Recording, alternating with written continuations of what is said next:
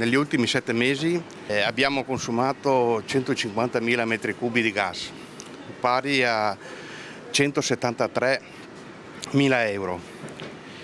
Nei primi 7 mesi dell'anno scorso, invece, gli stessi mesi, ci troviamo con un aumento di 116.000 euro.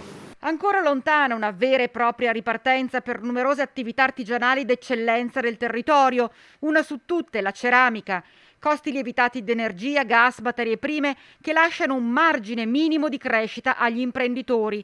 I tanto sbandierati aiuti promessi da Roma e da Venezia restano appunto solo una promessa.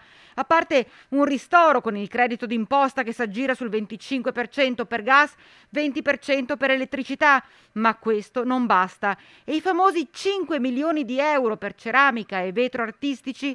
Sentite che fine hanno fatto. Per noi non ne vedremo neanche un euro, per il fatto che bisogna avere la sede nell'isola di Murano. È una presa in giro, insomma, ecco, bisogna dire la verità. Bisognerebbe avere un pochino l'attenzione, specialmente della regione, visto che abbiamo un prodotto di eccellenza, diciamo, ecco, che facessero qualcosa. Non è tutto. Quando ci sono stati i primi aumenti a ottobre-novembre, la Regione Veneto ha stanziato 3 milioni di euro per il caro bollette. La ceramica niente.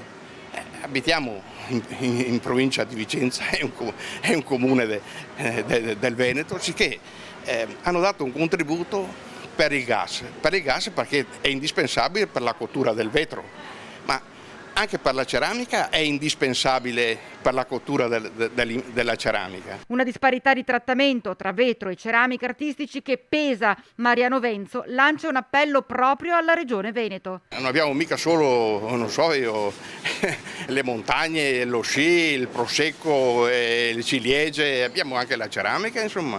Ho l'impressione, che non è solo mia ma anche dei miei colleghi, che proprio siamo dimenticati, insomma, ecco. Poi in concreto si fa poco, capito?